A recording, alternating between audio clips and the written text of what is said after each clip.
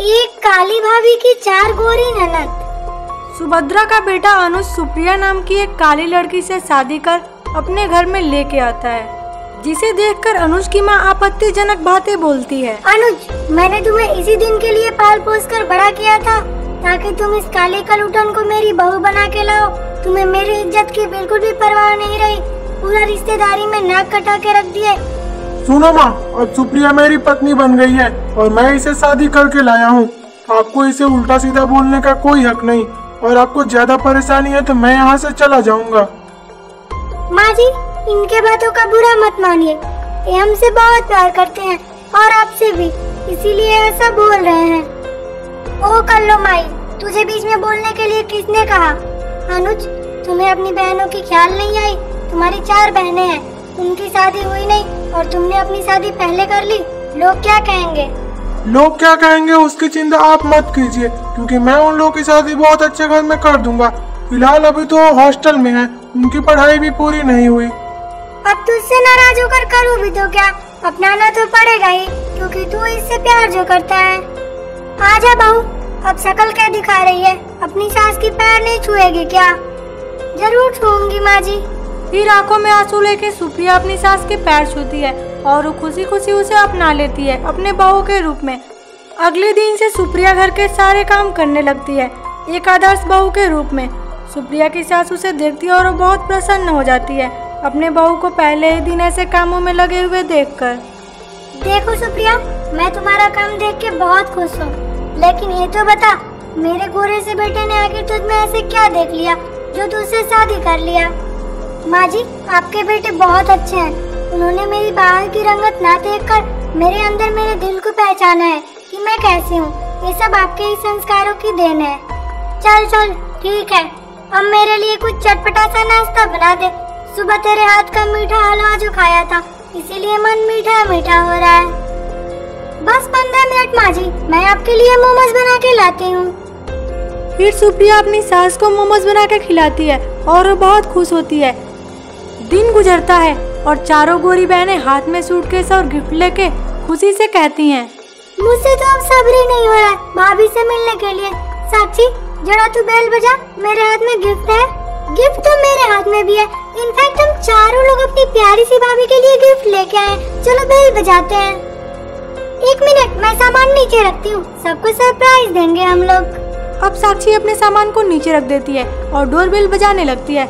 तभी दरवाजा खुलता है और सामने से सुप्रिया आती है। आप लोग रुकिए, मैं माँ जी को बुलाती हूँ। माँ जी, देखिए कौन आया है। लगता है माँ ने बेड रख लिया है। सुनो, हमारी माँ और भाभी को बुलाओ ना।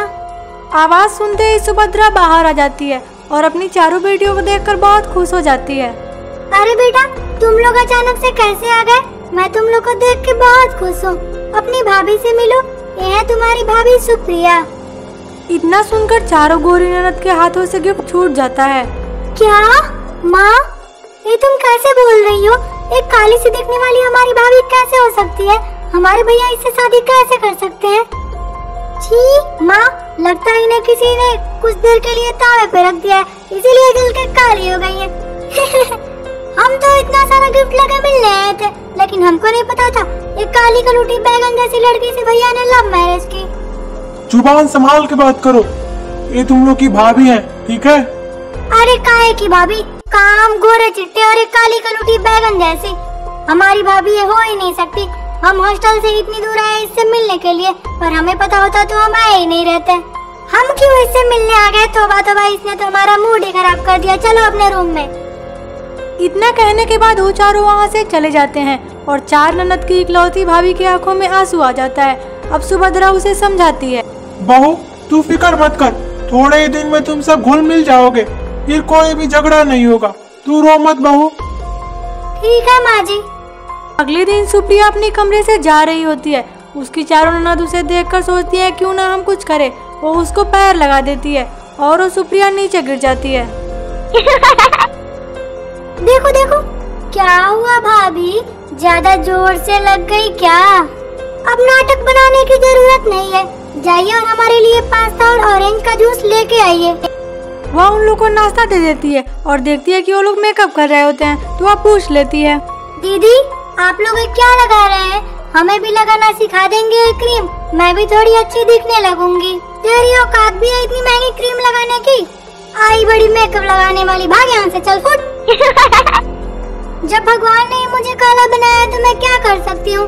क्या हम लोग की जिंदगी नहीं होती? हम लोग इंसान नहीं है? तुम लोग की जिंदगी में केवल ताना ही लिखा है। सुप्रिया कुछ टाइम रोती है, फिर वहाँ से चली जाती है। सुप्रिया की चारों ननद उसे बहुत परेशान करती हैं, लेकिन वो कुछ नहीं बोलती क्योंकि वो घर में शांति बनाए रखना चाहती थी। 1 साल बाद सुप्रिया की प्यारी सी बेटी होती है।